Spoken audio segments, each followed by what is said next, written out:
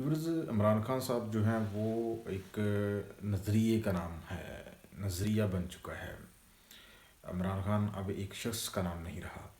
ये अब पाकिस्तान की 22 करोड़ आवाम जो है वो इमरान खान बन चुकी है।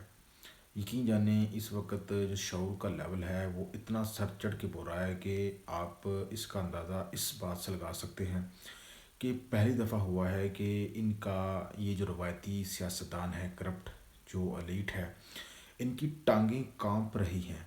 फर्स्ट टाइम ये इलेक्शन से जो है भागते दिखाई दे रहे हैं। इलेक्शन इनके पीछे पीछे जा रहा है और ये आगे आगे लंगोटी जो है वो ऊपर करके भाग रहे हैं कि मुझे इलेक्शन से बचाओ। फजल रहमान का ड्रामा आपने देखा अपने ऊपर हमले के हवाले से, और उसके बाद उसने इलेक्शन मुहर करने के हवाले से भी बात की, और फिर इस तरह से PMLN और PDM जो दीगर जमातें हैं किस तरह से इलेक्शन को पिछले 2 साल से टाल मटोल कर रही हैं और इलेक्शंस की तरफ नहीं जा रही।